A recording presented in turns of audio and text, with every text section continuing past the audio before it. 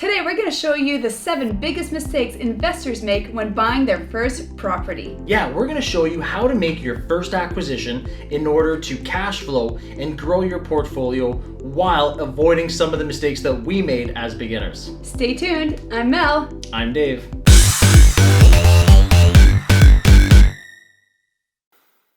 Welcome to the channel. I'm Mel. I'm Dave. And we're the Investor Couple. Couple. On this channel, we teach real people how to grow their real estate portfolio so they can achieve time freedom, location freedom, and financial freedom. We're going to be posting new videos every week, so make sure to subscribe. As a real estate investor, I'm sure you've come across some major problems. Yes, can't find deals, can't get finance, or can't come up with a down payment. And it makes you feel worthless. Now you may not know this, but we didn't come from rich families. We had humble beginnings and we wanted to change our lives. So we decided to learn and teach ourselves about real estate investing. Today we solely own over 100 units and we're both able to quit our full-time jobs in our 30s. Avoid making these mistakes that could turn your life into a nightmare. Let's keep going, Dave. You're not pre-approved yet? You want to make sure you get pre-approved. Getting pre-approved when buying your first property is going to make things much easier for you. Having your financing lined up will avoid a painful situation. That being said, it will also help you know how much you can afford to buy with your rental property. Exactly. Don't go in blindly. Doing all of the legwork ahead of time for your financing is very important. So find the financial institution that will likely approve your deal. Then, provide them all the documents that they will require, which sometimes can be a lot. Then they will put forward the application. The underwriter will take a look at you, your scenario, and then they'll be able to let you know where you're sitting with financing. Exactly. Making sure to do this ahead of time will ensure that you're not wasting your precious time looking at deals that you maybe can't afford. And most importantly, it's going to help ensure that when you do find a deal, all your paperwork are already set to go so you can take action and close on that deal.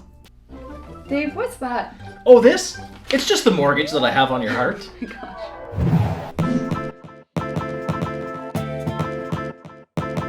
You definitely don't want to buy a property and then be set back once you own it. You want to make sure to do your due diligence before closing on a deal. So when you're walking through property, okay, I want you to put your investor glasses on. And what I mean by that is start thinking what could be wrong with this property. Structurally, plumbing, electrical, the HVAC system, the roof. So all those are big ticket items where you don't want to be left on the hook paying. The place can be beautiful and nice finishings. However, structural stuff is more important than nice, okay? So have your investor glasses on. Make sure you're checking things out that other investors might not look at, because like Mel said, you don't want to be stuck with these problems after closing. You want to know ahead of time what you're getting into. Absolutely. You never want to walk through a building and you love the way it looks, the tenant seems awesome, everything seems fantastic, exactly what you've been looking for, and you get excited and you get emotionally attached and then you forget to do your due diligence because it's going to come back to bite you, or it certainly might. Yes, so don't be afraid. Do your due diligence. Get the professionals to take a look. Get the HVAC person to take a look at the system.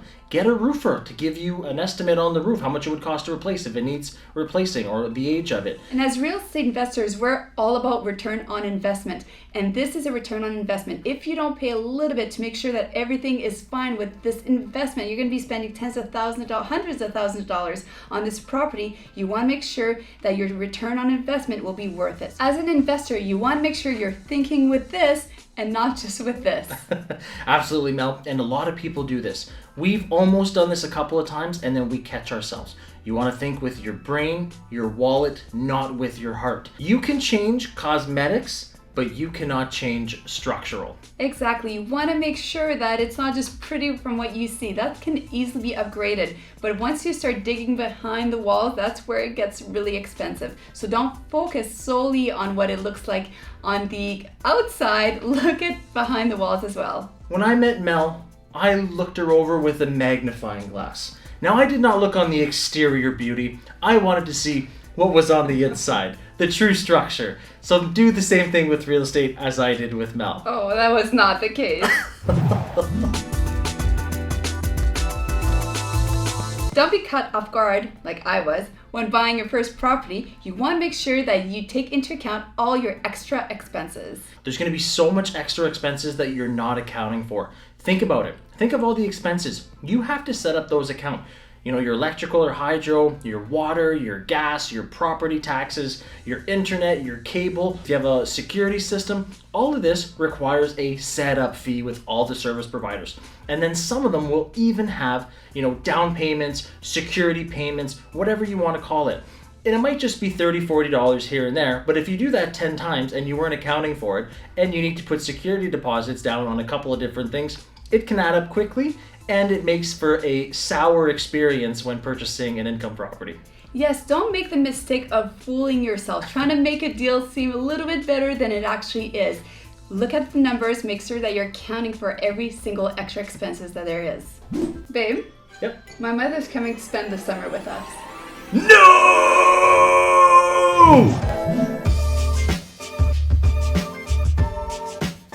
You need to understand where the market is at, okay? So there's different cycles to every market. There's downs and ups.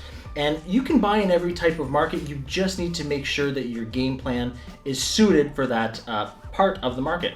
So again, if you're looking at flipping a place, or if you're looking at buying an income property, getting it up to snuff, and then selling it a year later, you probably don't want to buy it at the top and then sell it at the bottom, right? Now, understanding that is going to be vital, and it's also going to help you avoid mistakes and avoid pitfalls. The other thing as well is knowing comparables. What did the last income property in that area sell for? Did it have more space? Did it have more income? What were the pros and cons? Was it on a bus route? All that stuff. You're going to have to compare to understand whether or not the deal that you're looking at is good or not, or are the sellers out to lunch, or are you, being a sucker by buying it? This might take a little bit of extra time, especially if you don't know that specific market, but it's so worth it. Take your time, get to know it, and adjust accordingly. And of course, subscribe to our channel. We're going to provide you with a lot of quality content that will help you achieve your dreams, just like I did.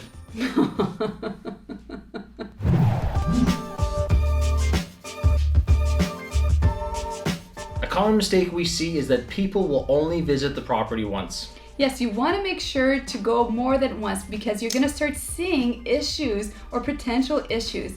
The nice thing about going more than once as well is that you may meet even some of the tenants, and we love doing that. When we're looking at properties, we're going to talk to the tenants, and quite often they love sharing information, especially not so good information as well. Neighbors know what work has been done on that property.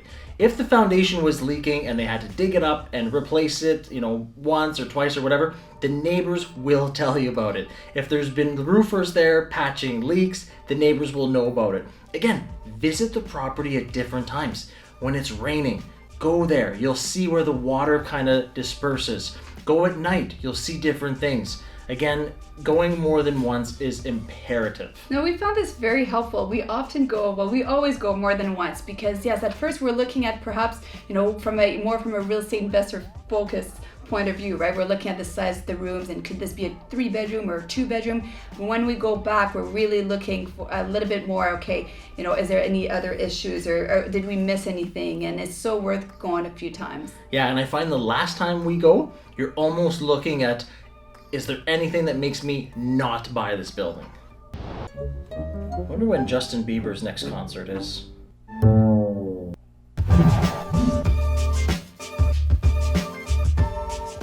Failing to plan is planning to fail. You want to make sure that you are prepared and that you have a reserve of money in case something goes wrong. I see this all the time. People get excited, they want to buy property, but they don't have any kind of backup money.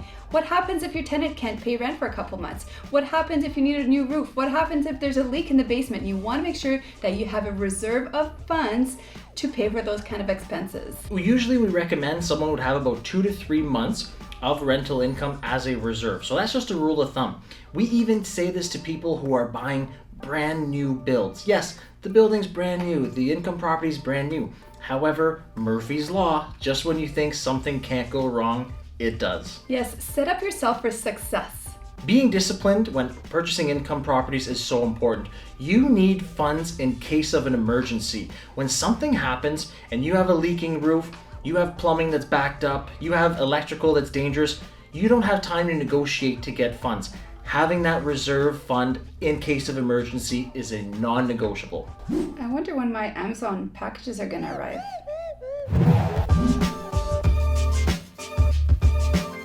The contract.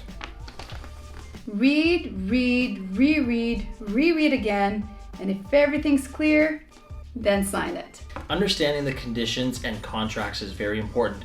So when you're putting in offers, before signing it, make sure you've read through all the conditions. Don't just skim through it. Don't just read the first couple of lines. Read everything, because once a signed document is a signed document, it's legal. Now, that also being said, when you're going for financing and the financial institutions are providing you with funding or letters of intent or commitment letters, don't just let them read it to you quickly. Look at the terms, right? You don't want to be locked into something and then all of a sudden you sell the building or you refinance it, and next thing you know, because you signed that contract and didn't read the exact terms, you broke contract and now you owe them money. Always read the terms and then read them again. If you're unclear about what you're reading, ask questions. It's okay to ask your mortgage broker or even your lawyer what you're reading if you don't understand a certain part.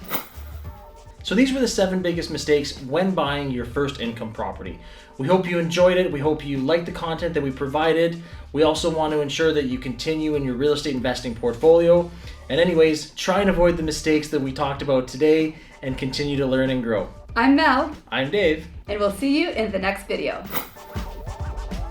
Now that you know the 7 biggest mistakes people make when buying their first property, make sure to keep learning. So make sure to watch some of our other videos by clicking right here.